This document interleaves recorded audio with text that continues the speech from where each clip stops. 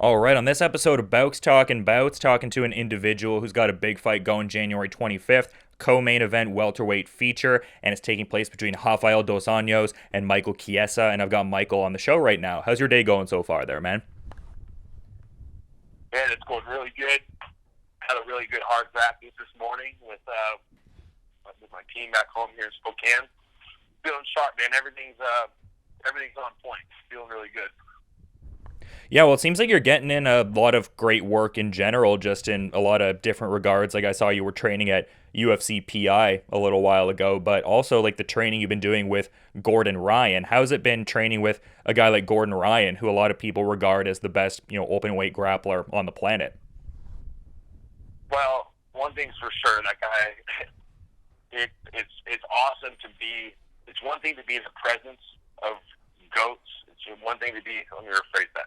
One thing to be in the presence of greatness, but it's another thing to actually get the opportunity to be hands on with them. You know what I mean? And it's one thing to watch Gordon Ryan roll, and it's a whole other thing to actually get on the mats with him and get to train with him. And a lot of knowledge. I mean, the guy is he's just an encyclopedia of technique. And that time I spent, the 2 days I spent training with him, I learned a lot, not only from him teaching me things, but also just where I'm at. You know what I mean? And I'd be a liar if I said I didn't get spanked.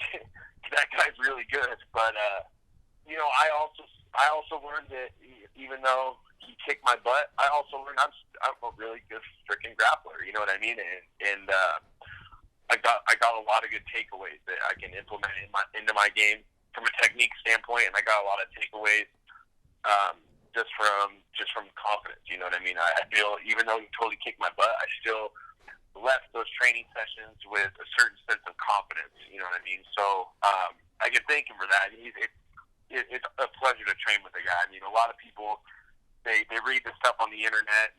They might think he's pompous and he's a dick or whatever, but he's genuinely a nice guy, and I wish him the best in his retirement. Yeah, for sure. And that's the thing with like internet interactions. Like some people have some strong opinions, some people kind of go on the other side of it, but you ultimately don't know until you meet them. But it seems like you're curious to, compete in submission grappling. I noticed you tweeted a thing like sharing Tatiana Suarez's tweet, and you kind of added Chael Sonnen in there about a submission tag team match. Is that like an express goal you've mapped out for 2020, like a submission underground foray? I definitely want to get into competitive grappling.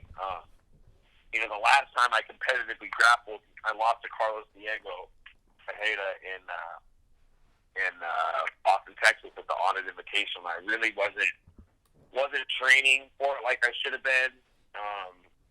Wasn't in the right place for it, whereas now I am. You know what I mean? And that's definitely on my bucket list, and I really want to start working towards getting my black belt. I just started doing jiu-jitsu like a year and a half ago, so my coach, he doesn't want to just.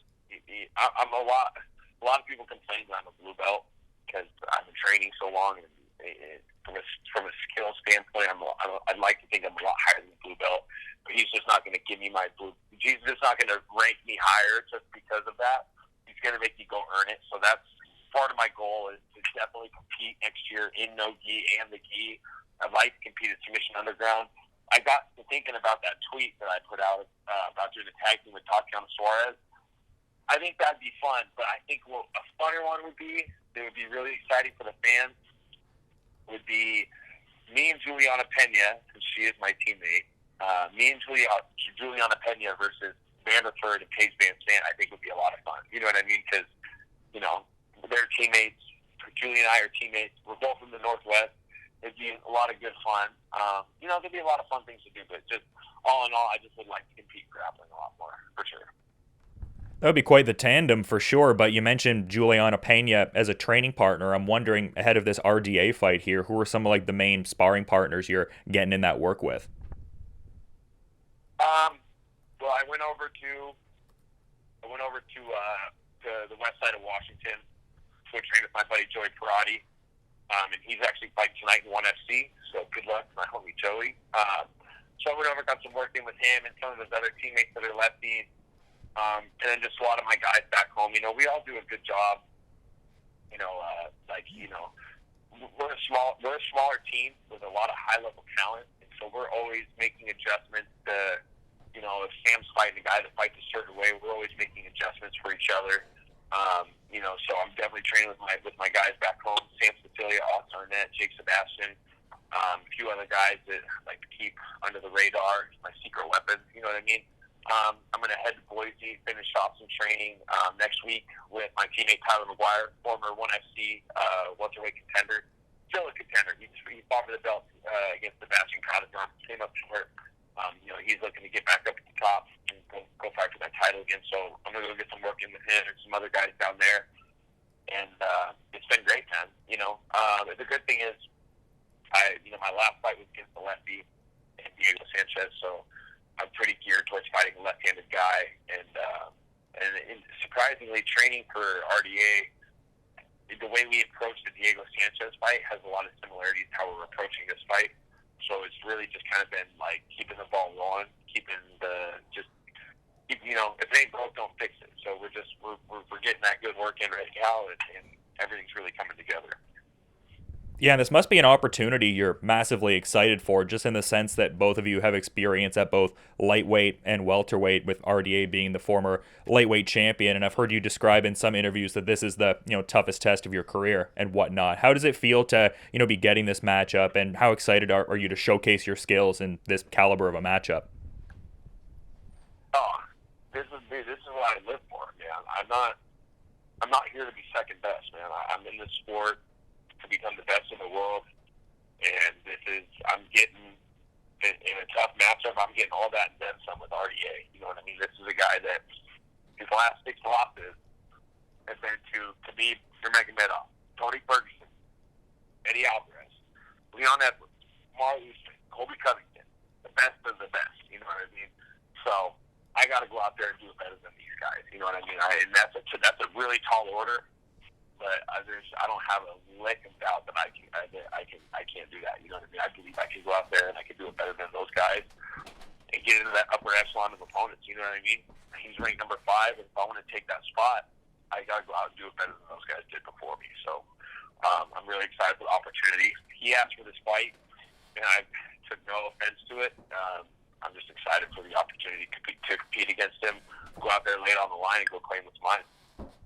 Yeah, that's interesting. You mentioned the, I guess, like similar preparation methodology to Diego Sanchez. Hopefully RDA doesn't oil check you, though.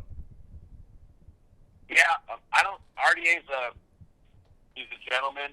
He's a really nice guy, and I'm pretty confident that he's not going to stick his fingers in my butt. So let's see if I'm hoping that holds true. Yeah, no, for sure. Just being silly more than anything. But something I've noticed following you on social media, you don't seem to, really take any time to rest. Like, I noticed you were training at Syndicate MMA prior to your, 32nd birthday, and then you were even getting in some mitt work on Christmas Day with your girlfriend. But it seems like your team kind of like reeled you in a little bit after the last fight, and was kind of like, oh, you got to, pump the brakes a little bit. Is that something you've been developing the last little while, just finding the utility and taking the foot off the gas a little bit and like not redlining? Has that been maybe a difficult process to navigate at all? Yeah, that's a difficult process for my coach, not for me. I mean, Rick is always. I've been with Rick for 12 years, and that's the biggest problem he's had with me, is just keeping me from, just like you said, just redlining all the time. I'm a very active guy. I get really stir crazy. I mean, this is my job. I don't have any.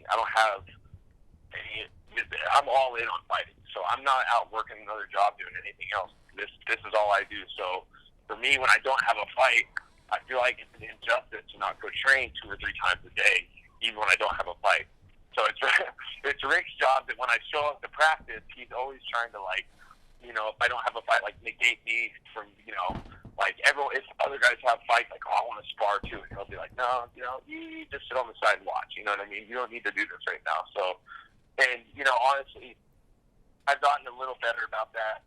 Between fights, from the Diego Sanchez fight up until I started my training camp for RDA, I definitely backed off on the sparring outside of camp. Just not one to start to think about longevity. You know what I mean?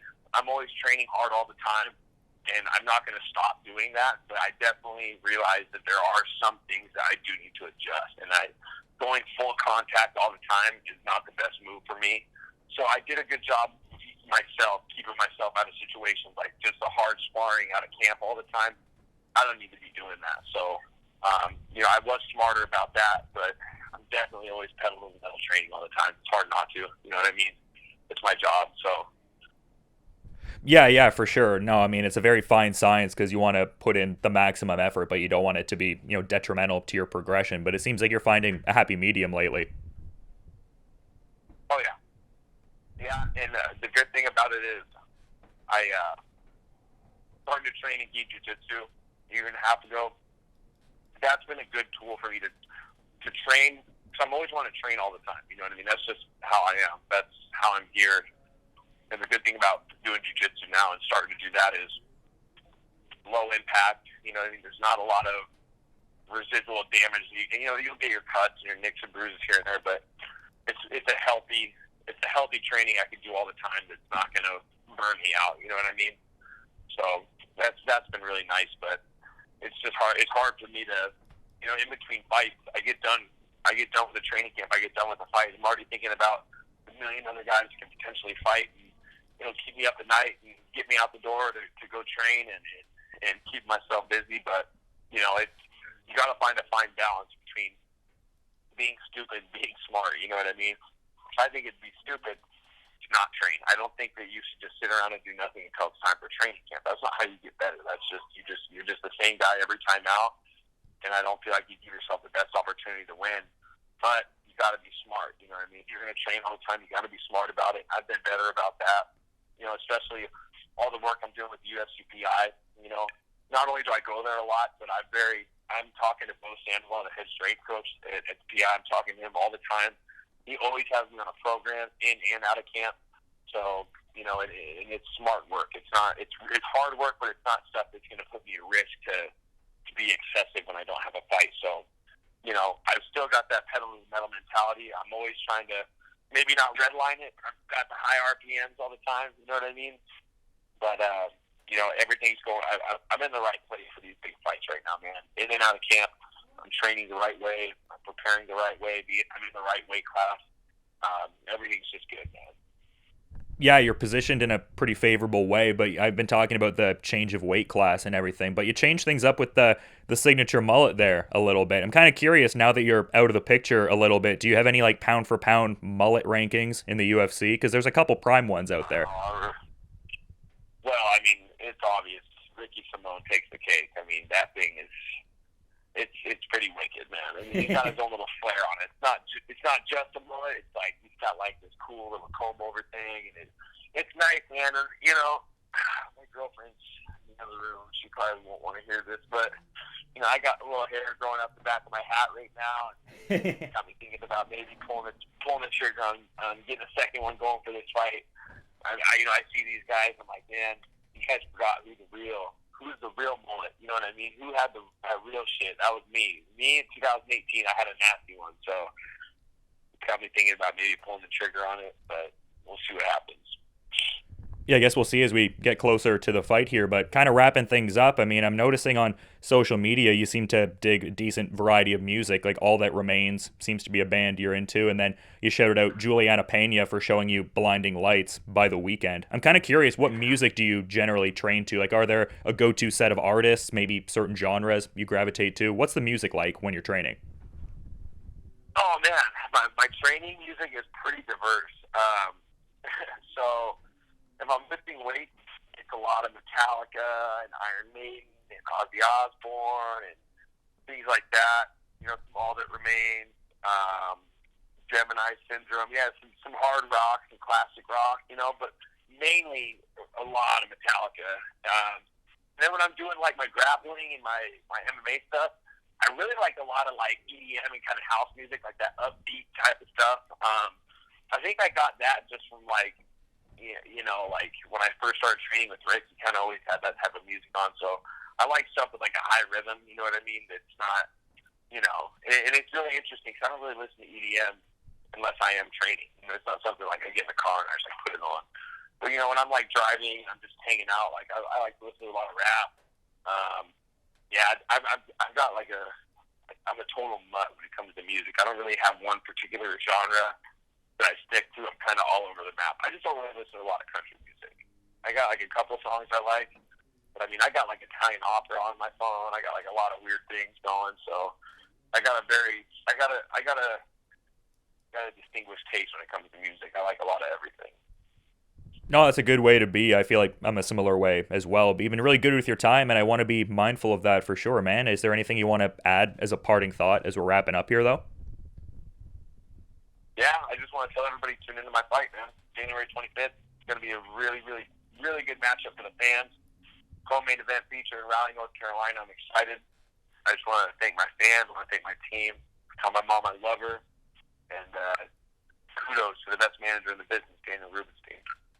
Yeah, shout out Danny Rubenstein for sure. Rafael dos Anjos, Michael Chiesa, very key fight, fleshing out the hierarchy for welterweight in 2020 and beyond. Thanks again for the time and insights there, Michael. Best of luck with the remaining part of your preparations, and have a good rest of your day, too.